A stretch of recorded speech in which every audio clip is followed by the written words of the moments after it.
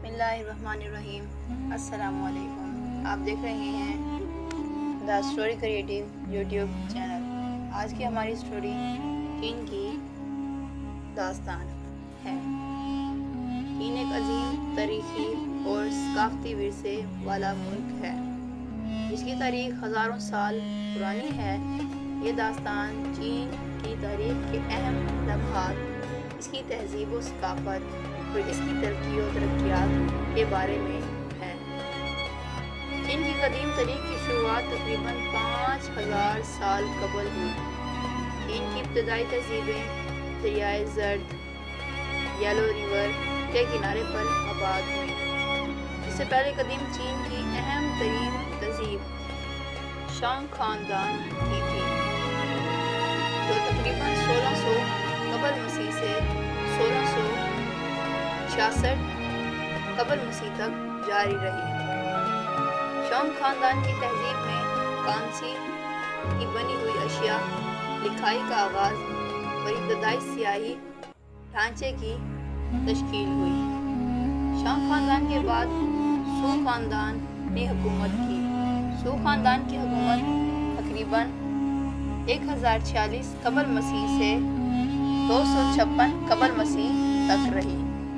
اس دور میں فلسفے کا آغاز ہوا اور کنفوشیس جیسے عظیم فلسفوں نے جنم لیا۔ یہ دور چین کی ثقافت فکری ترقی کا اہم ترین زمانہ تھا۔ چین کی پہلی یکجا سلطنت ہی شاہی خاندان نے قائم کی، جو 221 قبل مسیح میں شروع ہوئی۔ یہ خاندان کے بادشاہ شی ہونگٹی نے چین کو متحد کیا، عظیم دیوار چین کی تعمیر کا آغاز کیا اور ایک مضبوط مرکزی حکومت قائم کی۔ یہ سلطنت چین کی تاریخ میں ایک اہم سنگ میل تھی۔ یہ خاندان کے بعد ہان خاندان نے حکومت کی۔ ہان خاندان کا دور 2006 قبل مسیح سے 220 عیسوی تک رہا۔ اس دور میں چین نے تجارتی روابط کا آغاز کیا اور شاہراہ ریشم سلک روڈ کے ذریعے مغرب سے تجارتی تعلقات قائم کیے۔ ہان خاندان کے دور میں علم و دانش کی ترقی ہوئی، کاغذ کی ایجاد ہوئی اور چینی ثقافت نے فروغ پایا۔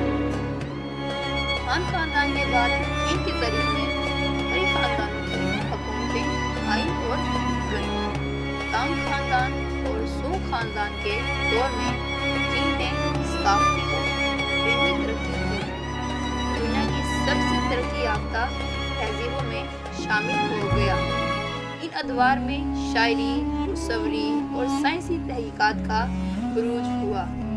مگر تحریک کے مختلف ادوار میں چین کو بیرونی حملہ آوروں اور داخلی شورشوں کا سامنا بھی کرنا پڑا۔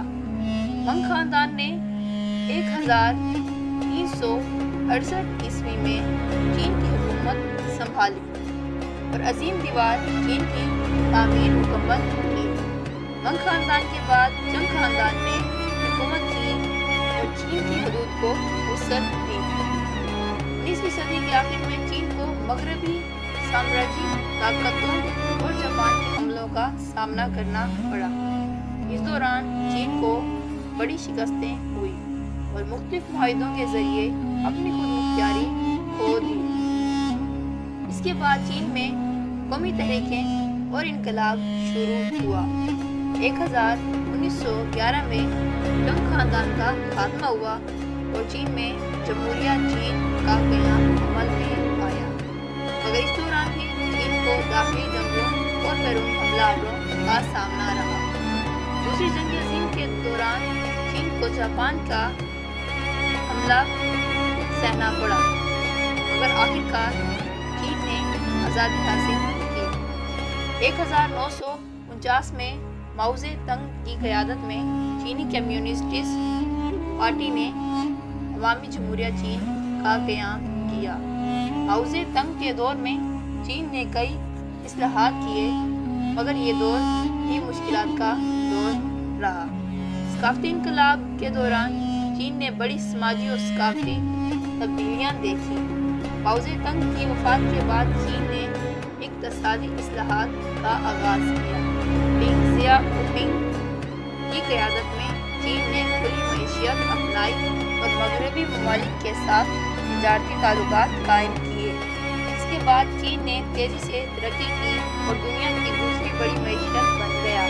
آج چین دنیا کی سب سے بڑی طاقت معیشتوں میں سے ایک ہے اور عالمی سطح پر ایک بڑی طاقت کے طور پر ابھرا ہے۔ چین ٹیکنالوجی، صنعت اور تعلیم میدان میں بڑی کامیابیاں حاصل کی ہیں۔ چین کی معیشت نے دنیا کی ترقی میں اہم کردار ادا کیا ہے اور عالمی سطح پر چین کی ثقافت اور تہذیب کو بھی بڑی پذیرائی ملی ہے۔ چین کی داستان اس تاریخی، ثقافتی اور معاشرتی ترقی کا عکاس ہے۔ یہ داستان بتاتی ہے کہ کس طرح چین نے مختلف ادوار میں مشکلات کا سامنا کیا، ترقی کی منزل طے کی اور آج دنیا میں ایک مضبوط اور خود مختار ملک کے طور پر اپنا مقام بنایا۔ اگر آپ کو ہماری ویڈیو اچھی لگے تو ہمارے چینل کو سبسکرائب کیجیے۔ ملیں گے نیکسٹ ویڈیو میں، تب تک کے لیے اللہ حافظ، جزاک اللہ۔